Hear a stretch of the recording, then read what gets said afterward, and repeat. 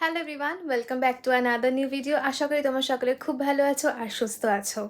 আজকে কোনো travel blog বা লাইফস্টাইল ব্লগ নয়, আজকে নিয়ে এসে তোমাদের জন্য একটা রেসিপি ভিডিও। একটা নয়, তিনটে রেসিপি আজকে আমি তোমাদের সাথে শেয়ার করব, আর সেটাও হবে ঈদ স্পেশাল। ভিডিওটা শুরু করার আগে প্রথমে জানাই ঈদের অনেক অনেক শুভেচ্ছা। আমার এখানে যারা বন্ধুরা রয়েছো, যারা ঈদ সেলিব্রেট করছো, রমজান মাস সেলিব্রেট করেছো, তাদেরকেও অনেক অনেক শুভেচ্ছা ঈদের।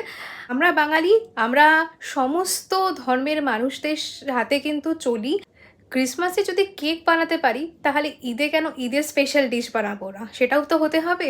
তো আজকে আমি বানাবো ঈদের তিনটে স্পেশাল ডেজার্ট আইটেম, সেটাও খুব ইজি প্রসেসে। তাহলে চলো শুরু করা যাক, লেটস স্টার্ট।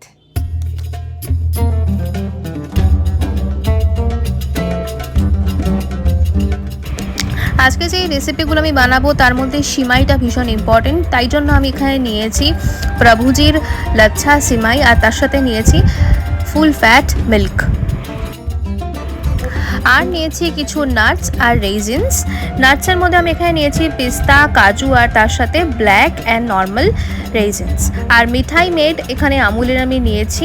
কনডেন্স মিল্কে কিন্তু যে কোনো মিষ্টি খুব ভালো হয়। আর তার সাথে নিয়েছি ভালো গাওয়া ঘি। আর চলো শুরু করা যাক এইবারে। প্রথমেই কড়াইতে দিয়ে দিয়েছি এই কিছুটা পরিমাণে গাওয়া ঘি। পুরো রান্নাটাই কিন্তু আমি ঘিতে বানাবো, যাতে টেস্টটা আরও বেশি ভালো হবে। দুটো কড়াই এই জন্যেই নিয়েছি, কারণ একদিকে দুধটা বসিয়ে দেব, আর আরেক দিকে নাটস আর সাথে রেজিনসগুলো ঘিয়ের মধ্যে প্রথমে ভেজে নেব।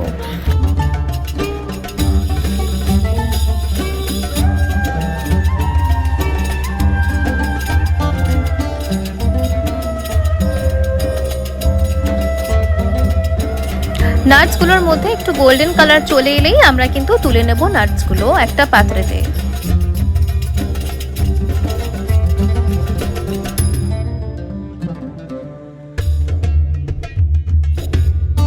এইবারে ওই ঘিয়ের মধ্যেই আরও একটুখানি ঘি অ্যাড করে এই লাচ্ছা সিমাইটা ভালো করে ভেজে নেব।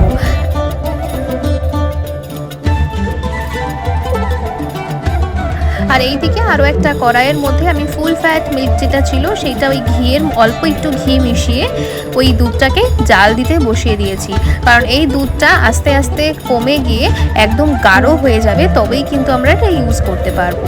আর সিমাই যেটা ভাজা হবে সেটা কিন্তু খুব বেশি লাল করে ভাজার প্রয়োজন নেই। আমরা এটা যেহেতু দুধ সিমাই বানাবো, তো তার জন্য খুব বেশি লাল করার প্রয়োজন নেই, হালকা করে ভেজেই আমরা তুলে নেব।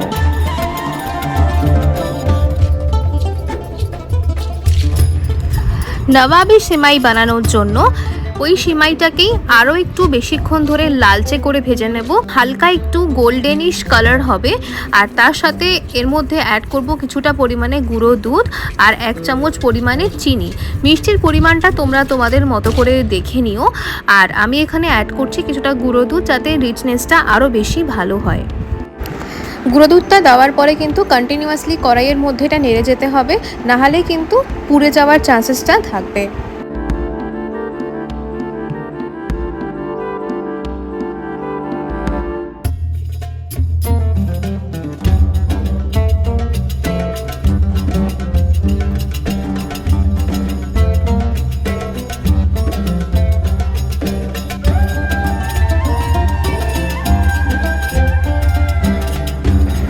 মোটামুটি 3 থেকে 4 মিনিট নাড়াচাড়া করে নেওয়ার পরে দেখবে যখন এটা এরকম লালচে রঙের হয়ে যাবে, তখন এটা নাবিয়ে একটা পাত্রের মধ্যে সেট করে নেব।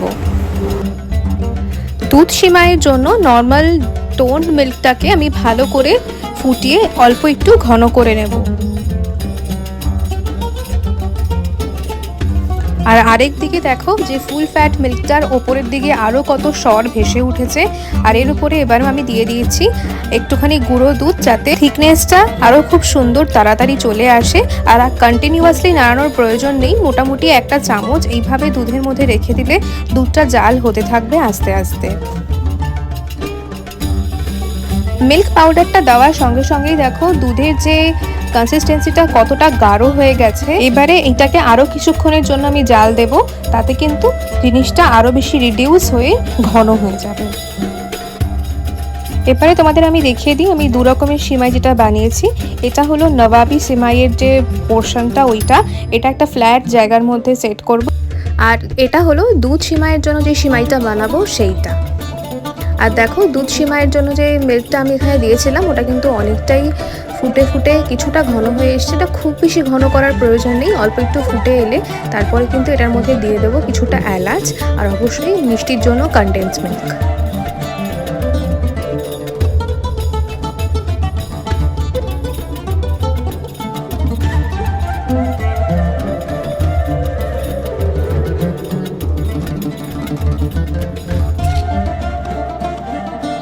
দুধ সিমাইয়ের জন্য বানানো দুধটা কিন্তু একদম রেডি। এইবারে এই দুধটাকে যে সিমাইটা আমি ভেজে রেখেছিলাম আগে থেকে ওইটার মধ্যে জাস্ট পোর করে দেব আর ঢেকে রেখে দেব কিছুক্ষণের জন্য। তাহলেই কিন্তু রেডি আমাদের নর্মাল দুধ সিমাই।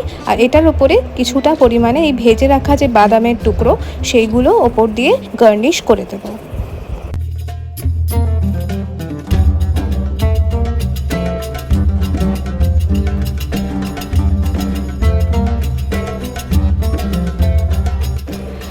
নবাবী সিমাইয়ের জন্য যে দুধটা আমি রেখেছিলাম ওটা দেখো রিডিউস হয়ে কতটা ঘন হয়ে গেছে। এটার মধ্যেও কিন্তু ওই কনডেন্স মিল্কটা আমি অ্যাড করে দিয়েছিলাম। আর ঘি ভাজা যে সিমাইটা ছিল সেটা দেখো সুন্দরভাবে এই ফ্ল্যাট জায়গাটার মধ্যে একদম সেট হয়ে গেছে। এবারে এর ওপর দিয়ে অল্প অল্প করে আমরা পোর করে দেব এই ঘন করে রাখা যে দুধের মিক্সচারটা ওইটা।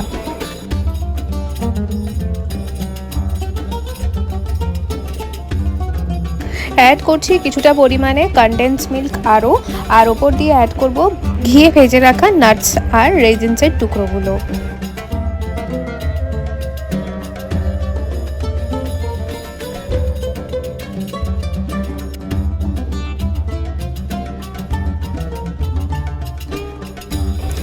রেডি আমাদের নবাবী সিমাই। এটাকে একটু ঠান্ডা করে নিয়েই কিন্তু সার্ভ করার জন্য একদম উপযুক্ত হয়ে যাবে। আর ওপর দিয়ে রিচনেসের জন্য আমি একটুখানি কেসারের স্ট্রিং যেটা ছিল সেটা আমি দিয়ে দিয়েছি, তাতে খাবারটার টেস্টটা আরও সুন্দর লাগবে। তোমরা চাইলে নাও দিতে পারো।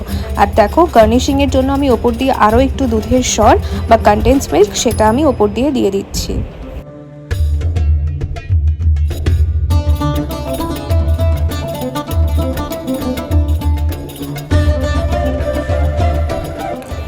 নেক্সট ডিশ হলো শাহি টুকরা। এর জন্য ওই কনডেন্স যে মিল্কটাকে আমি ঘন করে রেখেছিলাম তো ওইটার মধ্যে দুটো স্ট্রিং আমি দিয়ে দিচ্ছি কেসারের। আর এটাকে কিছুক্ষণের জন্য ভিজিয়ে রাখবো, তাহলে কিন্তু সেন্ট আর কালার দুটোই খুব সুন্দর হয়ে যাবে।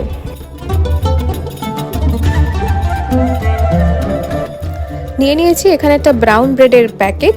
এখান থেকে নিয়ে নেব 4টে ব্রেড। আর এই 4টে ব্রেডের যে সাইডের যে পোর্শনটা সেই পোর্শনটা ভালোভাবে কেটে নেব, তাহলে জিনিসটা ভাজতে অনেক বেশি সুবিধে হবে।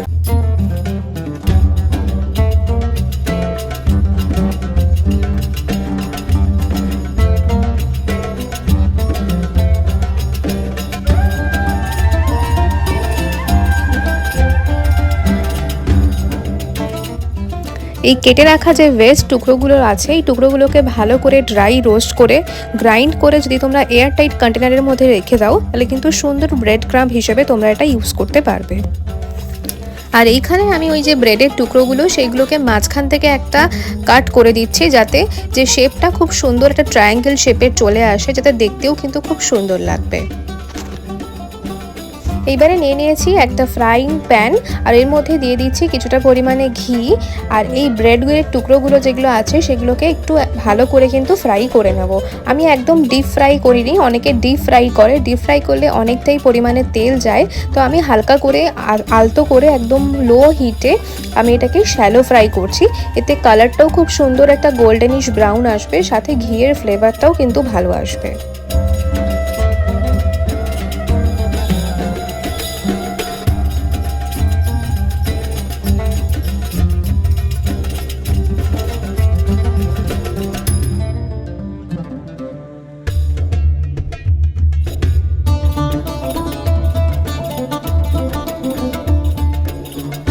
ব্রেডের টুকরোগুলো কিন্তু খুব সুন্দর একটা ব্রাউন কালার চলে এসেছে।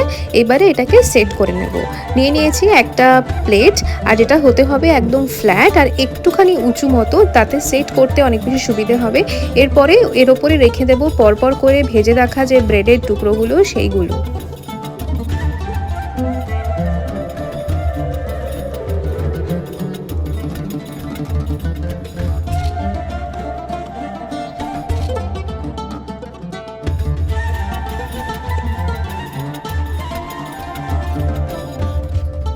ব্রেডের ওপরে দিয়ে দিয়েছি মালাইয়ের মিক্সচারটা, সাথে অ্যাড করছি কিছুটা পরিমাণে পিস্তা কুচি, সাথে যে ভেজে রাখা যে নাটসগুলো সেগুলো কিছুটা দিয়ে দেব ফর গার্নিশিং।